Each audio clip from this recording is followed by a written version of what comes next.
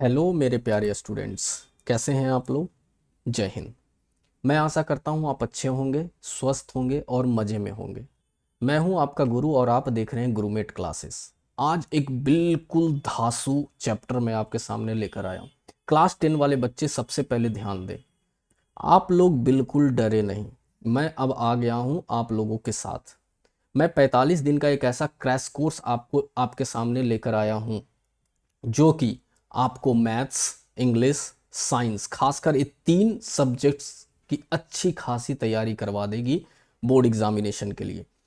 आपको टेंशन लेने की कोई ज़रूरत नहीं, लेकिन जितना मैं करवाता हूँ, अभी मैं चैप्टर को पहले समझाऊंगा, उसके बाद मैं कुछ ऐसे इंपॉर्टेंट क्वेश्चन करवाऊंगा बाद में कि आपको बोर्ड में कोई टेंशन लेने की ज़रूरत नहीं पड़ेगी। बस जितना मैं बोलूँगा उतना आप करते जाना, ज़्यादा नहीं। मुझे पर डे 1 घंटा आप दे दो, मैं मैथ, साइंस और इंग्लिश इस तीनों का जिम्मा मैं लेता हूँ, लेकिन मेरे साथ मेहनत आपको भी करना पड़ेगा। तो चलिए स्टार्ट करते हैं वीडियो। और स्टार्ट करने से पहले सबसे पहले अगर जो आप लोगों ने लाइक नहीं किया तो लाइक करें और अपने दोस्तों के साथ चैनल को शेयर ज़रूर करें और सब्सक्राइब करें। यही मेरा क्या है बताइए आप लोग, मेरी गुरु दक्षिणा है। तो सबसे पहले बच्चे चैप्टर को समझेंगे। चैप्टर देखिए, मैं एकदम बिल्कुल वैसे नहीं पढ़ा रहा हूँ, मैं एकदम बिल्कुल एग्जामिनेशन पॉइंट ऑफ व्यू से जल्दी जल्दी आप लोगों को क्लियर करवाने वाला हूँ, इसलिए टाइम ज़्यादा मैं नहीं लूँगा। लेकिन कॉपी पेन आप लेकर बैठिए, जहाँ समझ में नहीं आ रहा है वीडियो को पॉज करें, और भी समझ में नहीं आ रहा है तो कमेंट करें, मैं आपको बाद में भी समझाऊंगा। तो सबसे पहले हम समझेंगे यहाँ पे ये चर क्या होता है, उसके बाद ये रैखिक समीकरण युग्म क्या होता है। तो क्या होता है, चलिए हम लोग आगे देखते हैं। आगे वाले देखिए, ये चैप्टर आपका है दो चर वाले रैखिक समीकरण। इसमें हम पूरा सिद्धांत देखेंगे और एक्सरसाइज 3.1 को आज ही सॉल्व करेंगे। ठीक है, मैं ऐसे तरीके से सॉल्व करना सिखा दूंगा और ऐसे वीवीआई क्वेश्चंस करवाऊंगा कि इस चैप्टर से तो आपका एक भी क्वेश्चन नहीं फंसेगा, मैं गारंटी देता हूं। तो चलिए बढ़ते हैं आगे। सबसे पहले रैखिक समीकरण होता क्या है। तो सबसे पहले जो रैखिक समीकरण होता है, मैं बता देता हूं तुम लोगों को, 1 मिनट। हाँ देखो, अगर जो मैं तुम लोगों को लिखूं, कहाँ गया भाई, तुम लोगों को लिखूं 2x, ठीक है, और 2x और मैं लिख दूं -5 और इक्वल टू कर दूं 0। ये सबसे पहले मैं लिख दूं, जो कि क्लास 8 में आप लोगों ने अच्छे से पढ़ा होगा। तो सबसे पहले इसका ध्यान दीजिए। इसमें चर, पहले चर होता क्या है, ठीक है। तो चर का मतलब हो गया A B C D X Y Z, कुछ भी हम लिख दें इसको चर कहते हैं। जबकि हम लोग ज़्यादा से ज़्यादा चर के बारे में, एक्स और वाई के बारे में पढ़ते हैं कि हमारा चर जो होता है वो एक्स होता है और वाई होता है। क्योंकि एक्स और वाई थोड़ा इतना फेमस हो गया मेरे भाई कि कुछ कहने का नहीं। लेकिन चर की जगह कुछ भी आ सकता है, ये लोग याद रखिएगा आप लोग, इसलिए कंफ्यूज नहीं होना है। हो सकता है चर के जगह 2x की जगह 2a भी लिख दे वो, 2z भी लिख दे वो, 2y भी लिख दे वो, 2m भी लिख दे वो। तो ये सब के सब क्या है, हमारे चर होते हैं। ये सब के सब क्या होता है, हमारे चर होते हैं। तो चर क्लियर हो गया। चर क्या होता है, चर का मान क्या होता है, बदलता है। चर का मान क्या होता है, बदलता है आपके दिमाग के अनुसार। यानी x की जगह मैं बोलूं 5, आप बोलोगे नहीं x की जगह मैं 10 रखूं। तो चर का मान बदलता है, याद रखिएगा। यानी चर स्थिर नहीं होता, और ये जो होता है वो क्या होता है, हमारा स्थिर होता है। समझ में आई बात। तो ये चर क्लियर हो गया हमारा। लेकिन अब रैखिक क्या होता है। तो रैखिक का मतलब, मैं सीधी सी बात, अगर जो मैं लिखूं एक कि 2x प्लस 3 इक्वल टू 7। अब यहां पे बात करते हैं, जो ये x है, x का कुछ नहीं, इसको हम घात कहते हैं। क्या बोलते हैं इसको, घात। जब कुछ नहीं होता है तो चर के ऊपर एक घात ऑलरेडी विराजमान होता है, यानी आप उसको देख नहीं सकते, लेकिन वो एक जो होता है वो विराजमान होता है। तो इसको हम लोग एक, जो अगर जो चर के ऊपर एक घात होता है तो उसे हम लोग क्या बोलते हैं, रैखिक बोलते हैं। क्या बोलते हैं, रैखिक बोलते हैं। तो समझ में आ गया रैखिक क्या होता है। लेकिन अगर जो मैं बोलूं 2x के पावर 2 प्लस 9, तो आपकी दिमाग की घंटी बजेगी कि अरे ये एक्स है, ये तो चर सर ने बताया है। तो जब चर मैंने बताया है तो इसके पावर क्या हो गया, 2 हो गया। पावर का मतलब घात, ठीक है, इसका घात क्या हो गया, 2 हो गया। तो जब घात 2 हो गया तो ये रैखिक समीकरण नहीं है। तो रैखिक समीकरण क्लियर हो गया। रैखिक समीकरण का मतलब होता है यानी चर का घात क्या होना चाहिए, 1 होना चाहिए, उसे हम रैखिक समीकरण कहते हैं। बस एक ही लाइन वाली बात हो, यानी कि चर की पावर 1 हो, उसे हम रैखिक समीकरण कहते हैं। समझ में आया? पावर 1 तक ठीक है, यानी घात 1 तक ठीक है, लेकिन घात 2 हो गई तो इक्वेशन बोलेगी भैया मैं 10वीं वाली नहीं, मैं 11वीं वाली आइटम हूं। कहने का मतलब वो 11th में पढ़ना है, हमें 10th में इसके बारे में ज्यादा देखना नहीं है। देखना है कुछ चैप्टर्स में देखना है, बट यहाँ की बात मैं ये बोल रहा हूं। अब चलिए हम बात करते हैं कि दो चर वाले रैखिक समीकरण क्या होते हैं। तो दो चर वाले रैखिक समीकरण मैंने लिखा 2x plus 2y equal to 16। तो इसमें जैसे ही हमारा दिमाग ठनका, अच्छा ABCDFGHIJKLMNOPQRSTUVW, इसमें से कुछ भी हमें दो दिख गया अलग अलग अलग अलग, तो ये 2x हो गया और ये क्या हो गया हमारा y हो गया, अलग अलग दिख गया, अलग अलग चर दिख गया। तो ये कितने चर हो गए, दो चर वाले रैखिक समीकरण हो गए। चलिए बताइए क्या ये दो चर वाले रैखिक समीकरण है? बताओ जल्दी से मेरे, दो चर वाले रैखिक समीकरण है? कितना बोल रहा होगा हाँ सर दो चर है तो दो चर वाले रैखिक समीकरण हो गए। अरे गधों, दो चर नहीं है, ये एक ही चर हैं जो अलग अलग लिखे गए हैं, इसलिए दो चर वाले रैखिक समीकरण नहीं होंगे। इसको जोड़ देते हैं हम लोग, 9 2 क्या हो जाएगा 11x बराबर 5। तो ये एक ही चर है, यानी अलग अलग चर होना चाहिए। सेम चर दिखेगा तो वो दो चर नहीं होगा। ये क्या हो गया, एक चर वाले रैखिक समीकरण हो गया, ये दो चर वाले रैखिक समीकरण नहीं है। तो समझ में आ गया दो चर वाले रैखिक समीकरण क्या होती है। तो यहां x और y का सेम इंपॉर्टेंस मिलती है, बिल्कुल घर की तरह नहीं। जहां भाई को ज्यादा इंपॉर्टेंस मिलता है बहन को कम, ऐसा देखा गया है। चलिए अब आगे हम लोग पढ़ते हैं। देखिए यहीं पे मैंने लिख दिया है कि रैखिक समीकरण क्या होता है। तो दो चर वाले किसी भी समीकरण को रैखिक कहा जाता है जिसकी उच्चतम घात क्या होनी चाहिए, 1 होनी चाहिए। अभी क्वेश्चन आंसर करेंगे थोड़ी देर में, समझ जाओ पहले ये लोग। अब यहाँ पे ध्यान दो, कितना चर है x और y, इसमें कितना चर है, दो चर है। इसमें देखो x और y कितना चर है, दो चर है। तो ये क्या हो गया हमारा रैखिक समीकरण हो गया। लेकिन अगर जो मैं लिखूं x square plus y equal to 5, क्या ये रैखिक समीकरण है? तो पहले देखोगे कि हाँ सर इसमें दो समीकरण, दो चर तो हैं, लेकिन मैंने अभी बताया जिसकी उच्चतम घात क्या हो, 1 हो। इसमें तो उच्चतम घात y का 1 है, लेकिन x का क्या उच्चतम घात 1 है। तो उच्चतम घात इसका 1 नहीं है, तो ये रैखिक समीकरण नहीं होगा। अगर जो मैं बोलूं x y इक्वल टू 5, अब बताओ ये क्या एक रैखिक समीकरण है? बताओ रैखिक समीकरण है? तो कितना बोलेगा हाँ सर है, क्योंकि इसका भी घात 1 है और इसका भी घात 1 है। लेकिन इसमें देखो ना तो ये जोड़ में है ना तो ये घटाओ में है, ये किस में है, गुना में है। कुछ नहीं है तो किस में है, गुना में है। और जब गुणांक हो चर के साथ, क्या हो, जब गुणांक हो चर के साथ, तो ये रैखिक समीकरण नहीं होगा। तो रैखिक समीकरण का सीधी सीधी सी बात है, ना तो उसका घात 1 से ज्यादा हो, ना तो वो गुणांक में हो, चर क्या हो, गुणांक में नहीं हो। तो समझ में आ गया रैखिक समीकरण का मतलब। चलिए अब हम लोग आगे बढ़ते हैं, रैखिक समीकरण में थोड़ा सा आगे बढ़ते हैं। तो x और y की जोड़ी हमने बना ली कि भाई x और y की हमें क्या करनी है, जोड़ी बनानी है। x और y की क्या करनी है, हमें जोड़ी बनाई है। अब देखो ध्यान से, अब मैं लिखूं यहां पे एक चीज, मैं लिखूं 2x plus 3y equal to 13। ध्यान से देखना, समझ जाओगे, कभी नहीं भूलोगे ये।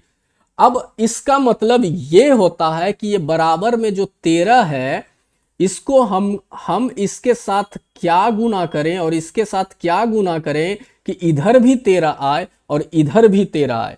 यानी सॉल्यूशन जो हल होगा वो खुश होना चाहिए, सेटिस्फाई होना चाहिए, जहरीला नहीं होना चाहिए। कहने का मतलब कि मैंने अभी क्या बताया, मान लो ये मैंने लिखा 2, और ये जो x है मैंने क्या बोला, ये चर है और चर का मान बदलता है। चर का मान अपने हिसाब से हम लोग रख सकते हैं कि ऐसा हम क्या इसके जगह रखें और इसके जगह क्या रखें कि सब मिला के इधर भी 13 हो और इधर भी 13 हो। तो बताओ क्या ऐसा रखें। तो दिमाग में हम लोग लगाते हैं कि अच्छा x की जगह हम लोग 2 रख देते हैं +3 और y की जगह क्या ऐसा रखें, तो 2 दूनी कितना हुआ 4 और यहां पे ऐसा क्या रखें कि जोड़ के 13 आ जाए, तो हमें 3 रखना पड़ेगा।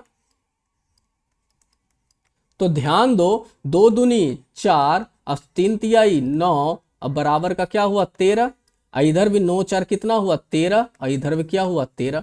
तो हमने समझा यहां पे कि x का एक मान 2 है और y का मान हमारा कितना है 3 है। तो जब हम इसको लिखते हैं तो सबसे पहले x लिखते हैं उसके बाद y लिखते हैं। तो इसका हल क्या हो गया 2 और 3, इसका क्या हो गया, ये क्या हो गया, इसका हल हो गया। यानी इस रैखिक समीकरण का x और y का जो हल होगा वो 2 और 3 होगा। तो मेरे प्यारे बच्चों अब क्लियर ये हो रहा है आप लोगों को कि चर का मान अपने अकॉर्डिंग रख के हम क्या कर सकते हैं, समीकरण को बराबर कर सकते हैं। ये ही बस इतना छोटा सा टॉपिक था कि चर क्या होता है। ठीक है, हमें चर देखना था कि चर क्या होता है, समीकरण क्या होता है, समीकरण क्या होता है, रैखिक क्या होता है और रैखिक क्या होता है। तो रैखिक का मतलब एक, समीकरण का मतलब ये जो देख रहे हो 2 चर से मिलकर जो बना हुआ है, और चर का मतलब जिसका मान हम लोग बदल सकते हैं उसको हम क्या बोलते हैं, चर बोलते हैं। उसके बाद हम बोलते हैं कि जैसे मैंने बताया कि अगर जो मैंने लिखा 2x + 3y = 6, तो हमने कह दिया ये कौन है भाई, तो रैखिक समीकरण है। कौन समीकरण है, रैखिक समीकरण है। पहचानो जल्दी जल्दी। मैंने लिखा x² + y = 5, बताओ ये रैखिक समीकरण है। तो जैसे ही इसका घात हमने देखा 2, तो ये रैखिक समीकरण नहीं है। मैं लिखूं 3x - 7 = 0, क्या एक रैखिक समीकरण है। अरे गधों, हाँ रैखिक समीकरण है। कितना बोलेगा, नहीं सर इसमें 2 चर नहीं है। अरे भाई एक चर वाला रैखिक समीकरण एक है। क्या है, एक चर वाला रैखिक समीकरण। और ये कितना हो गया, 2 चर वाला रैखिक समीकरण। और ये क्या हो गया, एक चर वाला रैखिक समीकरण। ठीक है, लेकिन हमें पढ़ना है 2 चर वाले रैखिक समीकरण। तो यहां तक क्लियर हो गया आप लोगों को। तो 2 चर वाले रैखिक समीकरण में क्या होगा, एक x होगा, दूसरा क्या होगा, y होगा। कहने का मतलब है कि इसके जगह और भी चीजें आ सकती है, m भी हो सकता है, n भी हो सकता है, q भी हो सकता है। तो कुछ भी रखेंगे वो समीकरण में, और समीकरण में इनके मान बदलने पर परिणाम यानी हल भी बदलता है। यानी इसका मान अगर जो 2 रख रहे हैं, अगले बार अगर जो हम 3 रखेंगे तो इसका हल भी बदलेगा। चलिए ये क्लियर हो गया। अब मैं बताता हूं आप लोगों को, ध्यान दीजिएगा आप लोग। मैंने क्या बताया कि समीकरण, चलिए लिखिए आप लोग, कॉपी में लिखिए जल्दी से। समीकरण 2x जल्दी से +3y = 6 का सॉल्यूशन टेबल बनाओ। सॉल्यूशन टेबल का मतलब हल बनाओ, हिंदी में लिख रहा हूं। कहने का मतलब एक मैंने यहां पे क्या दे दिया, समीकरण दे दिया, और इसका मुझे x और y का हल निकाल के बताओ। तो मैं जल्दी से बना देता हूं, आप लोग वीडियो पॉज करके बनाना कि आपका आंसर सही हुआ या नहीं। तो अब जब हम टेबल बनाएंगे तो यहाँ x रखेंगे और यहाँ पे क्या रखेंगे, y रखेंगे, और यहाँ पे लिखेंगे समीकरण सही है या गलत। अब देखो ध्यान से, अगर जो x की जगह हम ऐसे रखते हैं कि x की जगह हम 0 रखें, x की जगह क्या रखें, 0 रखें, अपने मन से सोच लेते हैं। y की जगह 2 रखें, अपने मन से मैंने सोचा, तो समीकरण क्या होगा, देखिए ध्यान से। 2 को 0 से गुना करेंगे, अब +3 को किससे, 2 से गुना करेंगे, और कितना आना चाहिए 6। क्या 6 आया, देखिए 2 को 0 से गुना करें 0 आ गया, 3 दूनी 6 = 6। तो क्या हो गया, 6 = 6। तो आ गया ना, तो समीकरण क्या आ गया, 6 आ गया। तो हम, मेरा जो हल होगा वो हल क्या होगा, 0 और 2, हमारा एक हल निकल गया। और भी हल निकालने हैं तो कुछ भी हम रख सकते हैं। मान लो x की जगह हम 3 रख देते हैं, y की जगह 0 रख देते हैं। देखो तो आंसर आ रहा है कि नहीं। 2 इंटू 3 यानी 2 गुना 3 प्लस 3 गुना, अब y की जगह हमने क्या रखा है, 0 रखा है, तो 0 कितना आना चाहिए, 6। तो 3 दुना 6 और 3 को 0 से गुना करो तो 0 इक्वल टू 6। देखो 6 इक्वल टू 6, यानी कहने का मतलब ये समझ में आ गया कि एक और हल हमारा निकल गया, 3 और 0 भी हमारा एक हल निकल गया। इसलिए दो चर वाले रैखिक समीकरण के हम कितने हल निकाल सकते हैं, अगर जो ऑब्जेक्टिव में आएगा तुम लोगों तो कितने हल निकाल सकते हो, तो इसके हम अनंत हल निकाल सकते हैं। कितने हल निकाल सकते हैं, अनंत हल निकाल सकते हैं। याद रखिएगा, याद कर लो, एक चर वाले समीकरण का, एक रैखिक चर वाले समीकरण का एक हल होता है। कितना हल होगा, सिर्फ एक हल होगा। और दो चर वाले रैखिक समीकरण का कितने हल होंगे, तो अनंत हल होंगे। कितने हल होंगे, अनंत हल। ये याद करिएगा, ऑब्जेक्टिव में पूछता है कभी कभी। तो चलिए ये बात क्लियर हो गया, आगे बढ़ते हैं हम लोग। देखिए ध्यान से, अब मेन चीजों पे हम लोग आ रहे हैं।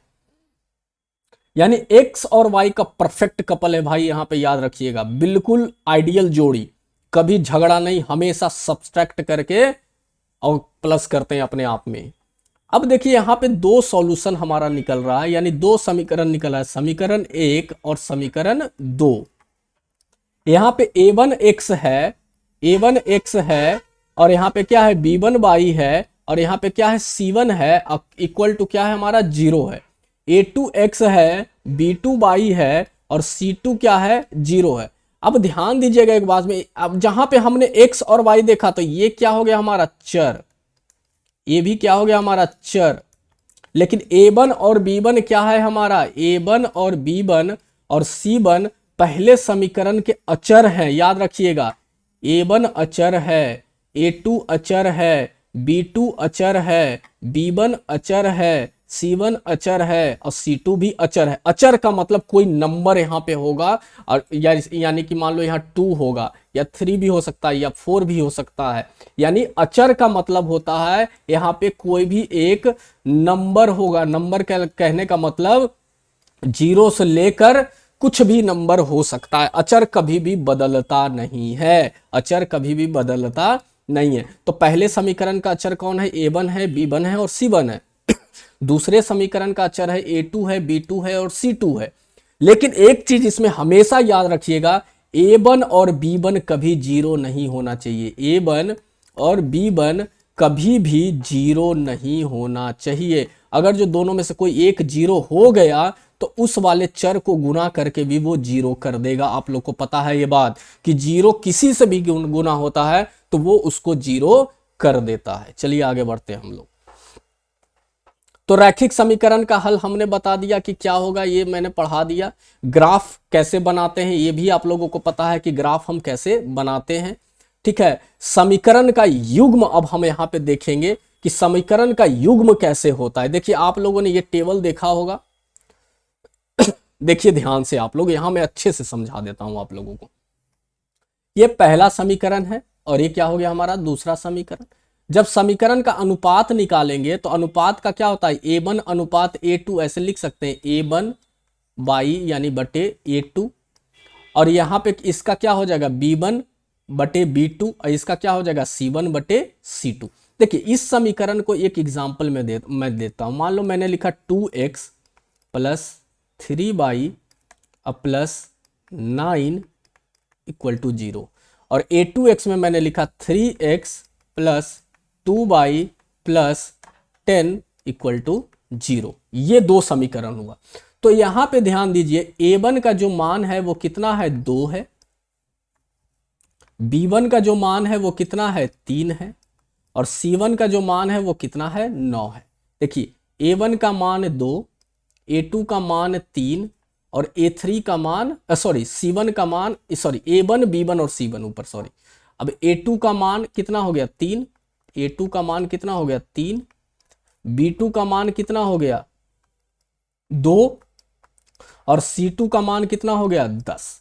ठीक है, तो ये मान हमारा हो गया। अब हम क्या देखेंगे चीजों को कि अगर जो a1 बटे a2 बराबर नहीं, यानी कट हो गया, b1 बटे b2 बराबर नहीं है, तो इसका जो परिणाम होगा, रेखाएं एक दूसरे को काटेगी, रेखाएं एक दूसरे को काटेगी। देखिए ध्यान से, रेखाएं एक दूसरे को काटेगी। अगर जो ऐसा में हो गया तो इसका जो ग्राफ बनेगा कुछ इस तरीके से बनेगा, कहीं ना कहीं रेखा एक दूसरे को एक पर काटेगा, कहीं ना कहीं काटेगा। अगर जो सब बराबर हो गया, सब बराबर होने का मतलब है कि अगर जो 2/3 इसका भी आ गया, इसका 4/6 आ गया, इसका मान लो आ गया तुम्हारा 6/8 आ गया। अब बराबर देखो कैसे होगा, ये 2 के टेबल में कटेगा, 2 दूनी 4, 2 तिहाई 6, ये भी 2 के टेबल में कटेगा, 3 दूनी 6, और इसको 9 कर दो यहाँ पे, 3 तिहाई 9। तो देखो ये भी 2/3 हो गया, ये भी 2/3 हो गया, ये भी 2/3 हो गया। तो जब सब बराबर आ जाएगा तो रेखाएं एक ही बनेगा, यानी कि एक ही रेखा पे बनेगा सारा का सारा, यानी कि इस पे, और दूसरा जो बनेगा वो भी इसी पे बनेगा। तो इसका मतलब होता है इसका अनंत हल होगा। कितना हल होगा इसका? अनंत हल होगा, अनंत हल होगा। इसका कितना हल होगा? सिर्फ एक हल होगा। और एक होता है कि दोनों बराबर हो जाएगा और तीसरा वाला बराबर नहीं होगा। इसका मतलब वो जो रेखा बनेगा, ग्राफ बनेगा ऐसे और ऐसे, बिल्कुल समानांतर रेखा बनेगा, यानी ये दोनों रेखा आपस में कभी भी कटेगी नहीं। तो चलिए आइए देखते हैं एक बार। देखिए अनंत हल में दोनों रेखाएं एक ही हो, अनंत रेखा में, अनंत हल में क्या होगा, एक का रेखा ये बनेगा और दूसरे पे भी क्या बनेगा, ए ही बनेगा। समीकरण निर्भर होते हैं, यानी अपना अपना समीकरण होते हैं, और इसको हम लोग, अगर जो एक पे ही ग्राफ बना तो इसको हम लोग सुसंगत कहते हैं। क्या बोलते हैं? सुसंगत बोलते हैं। कोई हल नहीं, यानी कि नो सॉल्यूशन का मतलब हो गया रेखा। अब बताओ, दोनों रेखा इधर इधर जाएगा तो एक दूसरे को तो काटेगा नहीं, और जब काटेगा नहीं तो कोई भी हल नहीं निकलेगा। तो कुछ ऐसा सिचुएशन देखो तुम लोगों के सामने बनेगा जिसका कोई भी हल नहीं निकलेगा। ठीक है, ये सारी चीजें क्या हो गई कि चैप्टर के बारे में मैंने आप लोगों को बताया। तो एक जल्दी से ओवरव्यू देख लो, अब फिर क्वेश्चन पे आ लेंगे।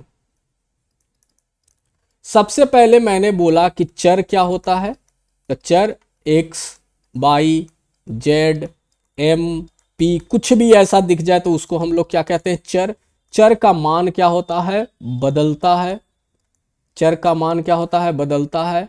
अचर जो होता है उसका मान कभी भी नहीं बदलता, वो एक संख्या होती है। वो एक क्या होती है? संख्या होती है। हमने ये देखा। उसके बाद रैखिक का हमने देखा। रैखिक का मतलब चर का अधिकतम घात क्या होना चाहिए? 1 होना चाहिए। यानी कि अगर जो मैं लिखूं x, y, z, तो इसका मतलब कुछ नहीं है, तो उसका घात क्या है? 1 है। तो ये सब क्या हो गए? रैखिक हो गए। ठीक है, तो ये सब क्या हो गए? रैखिक हो गए। तो अचर क्लियर हो गया, चर पता चल गया, रैखिक पता चल गया। युग्म का मतलब होता है पेयर, यानी कि दो, यानी दो समीकरण। दो समीकरण को हम युग्म कहते हैं, यानी कम से कम 2 समीकरण होना चाहिए, उसको हम लोग क्या कहते हैं? युग्म कहते हैं। 2 समीकरण को युग्म कहते हैं। ठीक है, चलिए अब हम आ जाते हैं क्वेश्चंस के ऊपर। क्वेश्चन कैसे बनेगा ये देखते हैं। चलिए बढ़ते हैं आगे हम लोग। चलिए फर्स्ट क्वेश्चन पढ़िए आप लोग। क्या है बताइए। आफ्ताब अपनी पुत्री से कहता है, बनाइए जल्दी आप लोग, पहले कोशिश करो। आफ्ताब अपनी पुत्री से कहता है, देखो मैं ऐसा पढ़ा दूंगा नहीं भूलोगे क्वेश्चन, ये सब एकदम कंफर्म बता रहा हूं। आफ्ताब अपनी पुत्री से कहता है, 7 वर्ष पूर्व मैं तुमसे 7 गुनी आयु का था। तो सबसे पहले 2 चीज यहां पे ध्यान देना है तुम लोगों को। क्या ध्यान देना है? जब हल बनाओगे तो 2 चीज देखोगे, सिर्फ 2 चीज। क्या अब 2 चीज हम लोग देखेंगे? तो एक तो हमें देखना है कि इसमें कितने लोग हैं। सबसे पहले देखो कितने लोग हैं? 2 लोग हैं। कौन है? एक आफताब है। कौन है एक? आफताब। और दूसरा इसमें कौन है? आफताब की पुत्री है। आफताब की क्या है? पुत्री है। तो आफताब जो है, सॉरी, आफताब तो है ही है और उसकी एक पुत्री है। तो क्लियर हो गया, यानी इसके एक पिताजी हैं और एक इसकी पुत्री हो गई, इस हिसाब से देखे तो आफताब जो है वो अपनी पुत्री से कहता है 7 साल पहले, मान लो 2025 अभी चल रहा है, उसके 7 साल पहले मैं तुमसे 7 गुनी आयु का था, यानी जब तुम 2 साल की होगी तो मैं 14 साल का होऊंगा। एक एग्जाम्पल बता रहा हूं। लेकिन अभी 2025 से 3 वर्ष बाद यानी 2028 में मैं केवल तुमसे 3 गुनी आयु का रह जाऊंगा। अब देखिए ध्यान से, इसमें 2 चीज के बारे में बताया है, एक तुम्हारा भूतकाल के बारे में बताया है और एक भविष्य काल के बारे में बताया है। तो सबसे पहले हमें क्या करना पड़ेगा, ऐसा क्वेश्चन कहीं भी मिले तो कुछ नहीं करो, वर्तमान काल का समय हो, एज हो, कुछ भी हो, वो वर्तमान काल का लिखो। क्या लिखो? वर्तमान काल का। एकदम माइंड में घुसा लो, क्या लिखना है? वर्तमान काल का।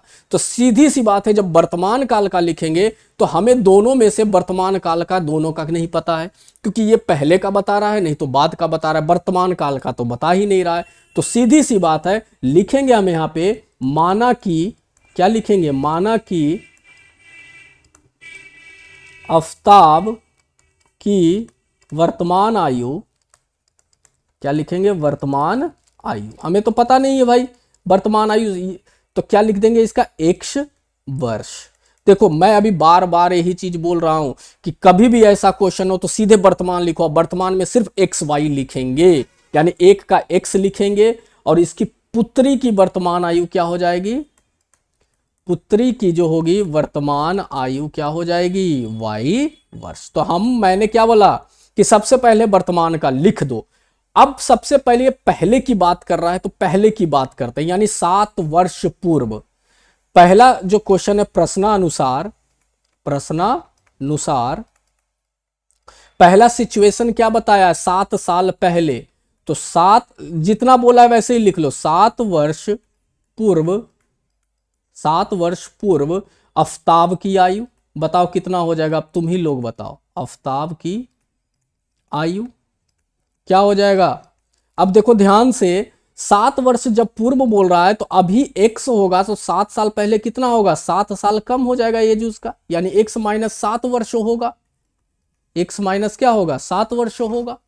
मेरा राइटिंग इस पे नहीं बैठ रहा है, थोड़ा आप लोग मैनेज करो।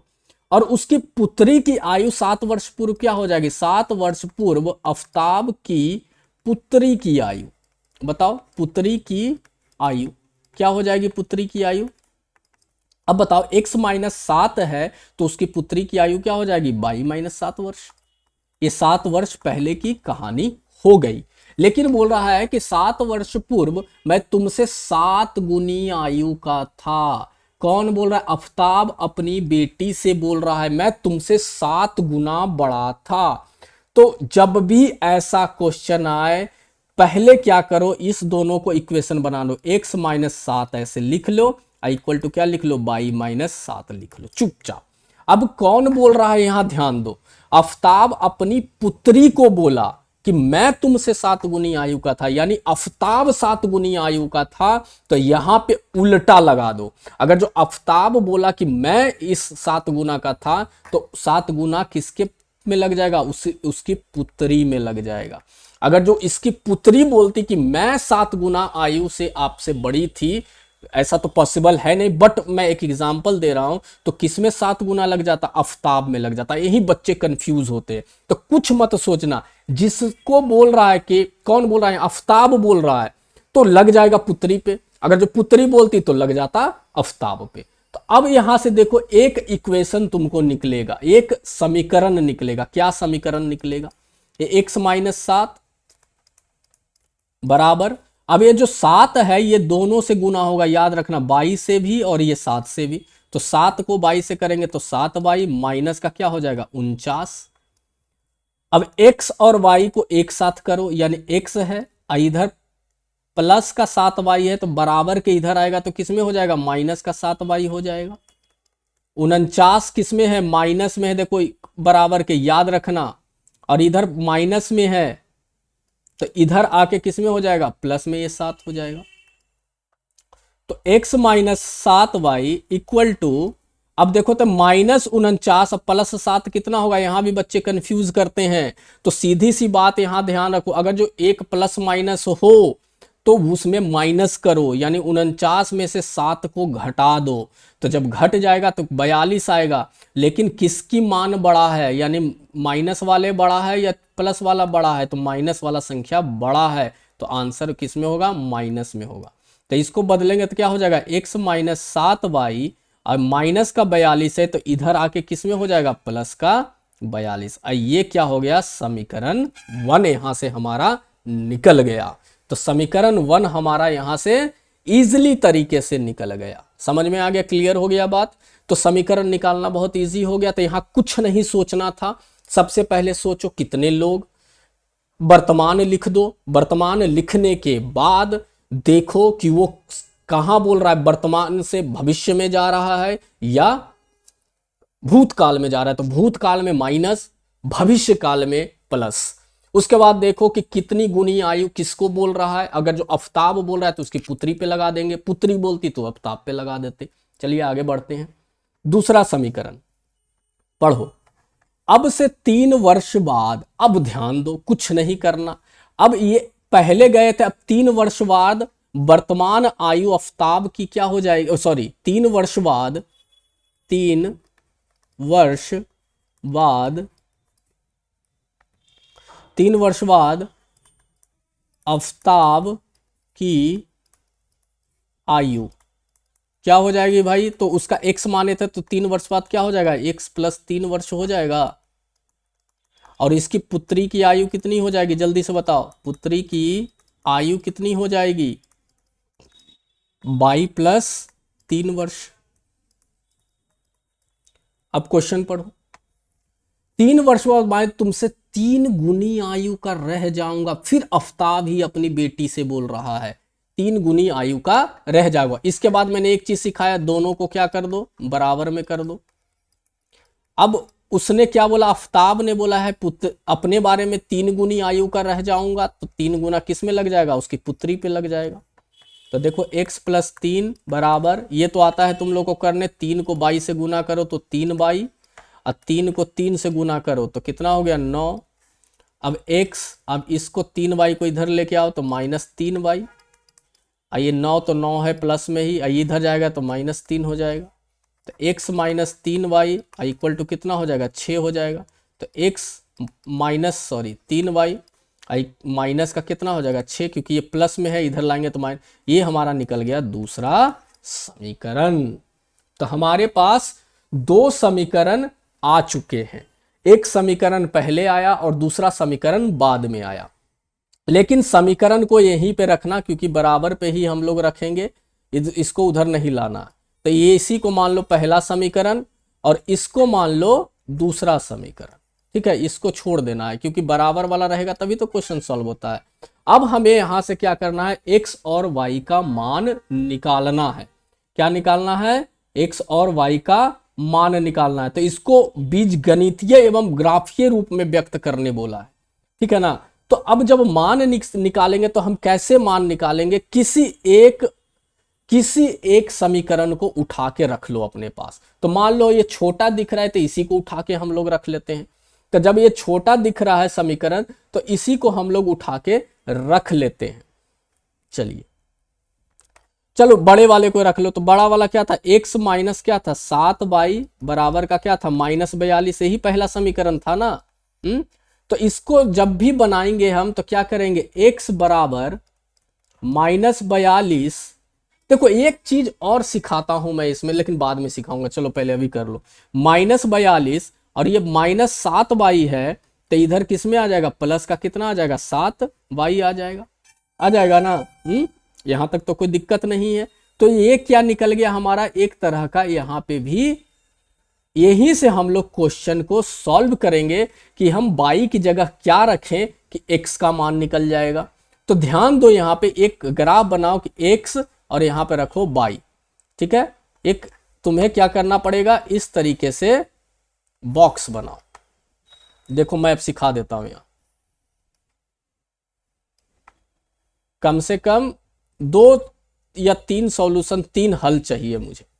अब सुनो ध्यान से, अगर जो हम बाई की जगह जीरो रख दे, शुरू में यही सोचना है, लेकिन ये बहुत बड़ा मान निकल जाएगा अगर जो जीरो हम रख भी दिए तो। सोचो अगर जो हम जीरो रख देंगे तो बाई तो जीरो हो जाएगा, लेकिन एक्स कितना हो जाएगा, -42 हो जाएगा। तो कुछ हम करते हैं, एक काम करते हैं, यहाँ पे बाई का मान हम लोग रख देते हैं 5 से रखते हैं, बाई का मान हम लोग रख देते हैं 5। तो जब बाई का मान 5 रखोगे तो इसको देखो निकालो, तो x बराबर -42 +7, अब बाई को हमने क्या रखा 5, तो x बराबर -42 +7 पचे कितना हुआ 35। x बराबर -42 को 35 से घटा देंगे, यानी कहने का मतलब है कि एक प्लस है एक माइनस है, तो माइनस हो जाएगा, तो कितना बचेगा 7। तो लेकिन 7 किस में बचेगा, माइनस में बचेगा, क्योंकि x बड़ा है, तो यहां पे x की वैल्यू क्या आ गई, -7।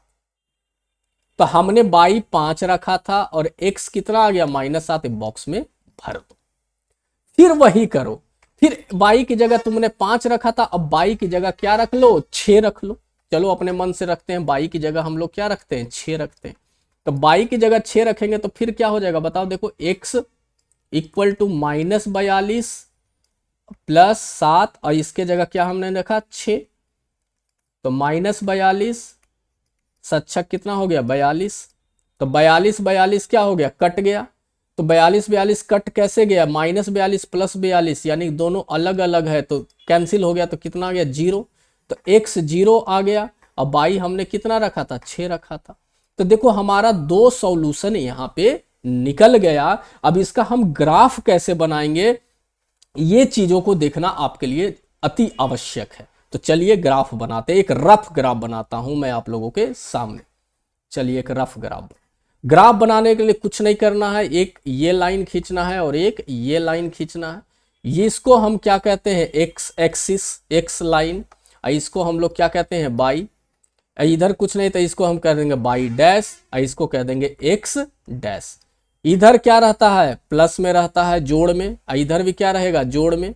तो इधर हम रख देते हैं 1 2 3, ऐसे करके कर दोगे 4, कुछ नहीं सीख लो, 5 6, इधर उतना ही कर दो, -1 -2 -3 -4, एक सेकेंड, -5, और कर देते हैं थोड़ा सा -6। इधर भी वैसे ही करो, 1 2 3, कुछ जैसे तैसे बन जाएगा, इसलिए थोड़ा सा टेंशन मत लेना। 5 6, अभी एक रफ बता रहा हूं मैं यहाँ पे, -1 -2 -3 -4 -5। अब जाओ पीछे देखो, पहला क्या था, x -7 था। x -7 का मतलब यहां, यानी ये था हमारा x -7, ये x वाला लाइन हो गया। और उसी के साथ बाई कितना है, 5 है, तो बाई कहाँ है भाई 5, तो ये हो गया 5। तो पहला लाइन जो खिंचाएगा वो कुछ इस तरीके से खिंचाएगा, इस तरीके से खिंचाएगा, ठीक है। अब दूसरा पे आओ, दूसरा क्या है तुम्हारे पास, x 0 है, तो 0 कुछ नहीं होता है, 0 यहीं पे होता है, किसी का भी हो, x का हो चाहे बाई का, 0 यहीं पे होगा। और बाई कितना है, 6 है, तो बाई कितना हमारा है 6 है। अच्छा x 0 आ गया था, इसमें गलती नहीं ना हुआ है, ध्यान देखना, x इक्वल टू 0, सच हाँ 0, अच्छा x 0, तो बाई 6 कैसे हो जाएगा, x 0 है तो बाई भी तो 0 ही हो गया ना। अच्छा बाई भी तो 0 ही आया, मैंने 6 कैसे लिख दिया, बाई भी 0 होगा, x 0 है तो बाई भी क्या हो गया 0, तो बाई भी 0 हो गया, तो यहीं पे हो गया ये दोनों। तो ये जो लाइन खिंचाएगी वो कैसे खिंचाएगी, तो ये हम ध्यान से देखेंगे तो ये कुछ इस तरीके से चली जाएगी। तो ये जो लाइन बन रही है तो किस तरीके से बन रही है, क्योंकि दोनों एक ही जगह है, तो यहां से ऐसे करके गुजरेगी। तो जब ये जो लाइन बनी तो देखो कैसे बनी है, एकदम बिल्कुल समानांतर लाइन बनी है, ठीक है ना। कहाँ से बनी है, समानांतर। देखो ग्राफ वाला मैं बाद में एक अच्छे से सिखा दूंगा, अभी सिर्फ रफ का मैं थोड़ा सा दे रहा था, बट क्वेश्चन कैसे बनाना है ये आप लोग थोड़ा सा ध्यान रखेंगे, ठीक है। चलिए दूसरे क्वेश्चन पे आते हैं हम लोग। बहुत इजी है। क्या बोला, क्रिकेट टीम के एक कोच ने 3900 में दो चीज खरीदा, 3 बल्ला खरीदा और 6 गेंद खरीदा।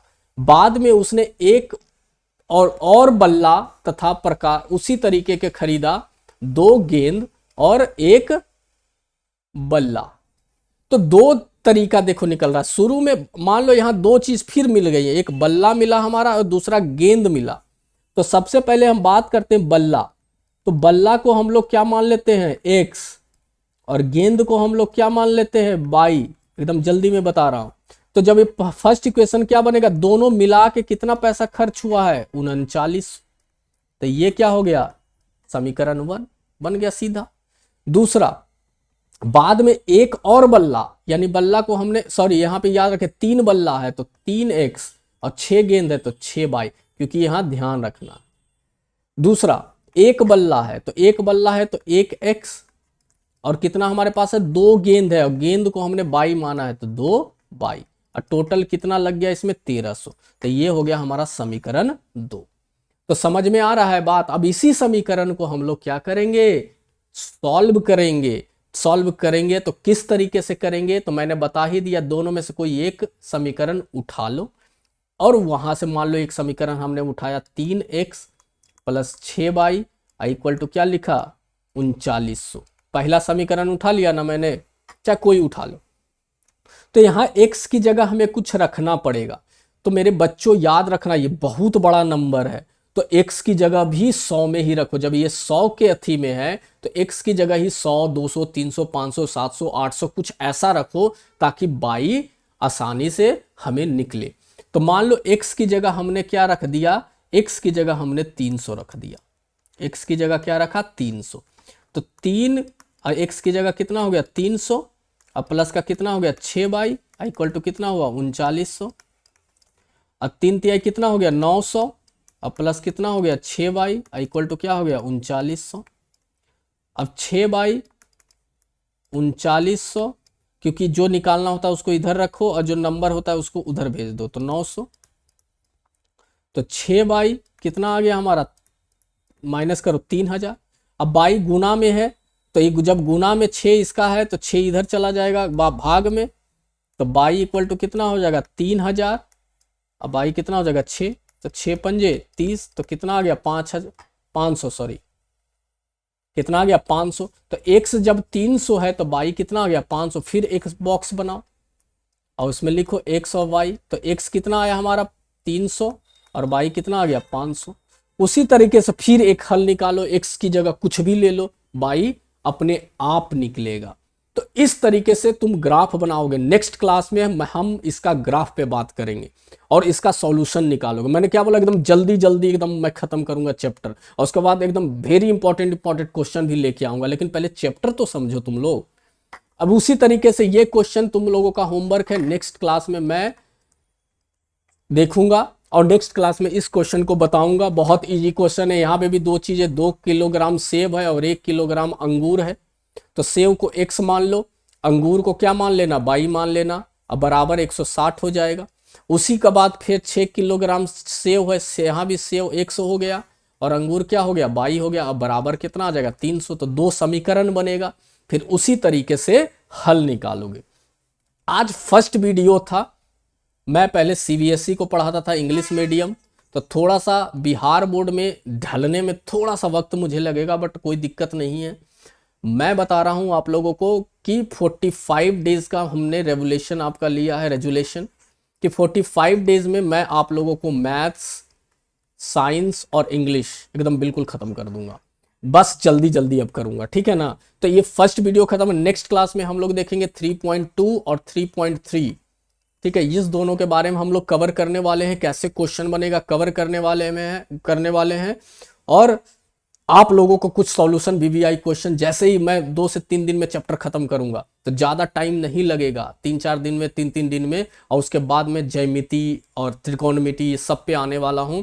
लेकिन मैं आपका चैप्टर 2 से चल रहा हूं, तो आप लोग चैनल को सब्सक्राइब करें, जरूर करें। कुछ समझ में नहीं आया हो मैसेज करें, नेक्स्ट वीडियो में मैं और अच्छे तरीके से आपका वीडियो लेकर आऊंगा और अच्छे तरीके से समझाने की आप लोगों को कोशिश करूंगा।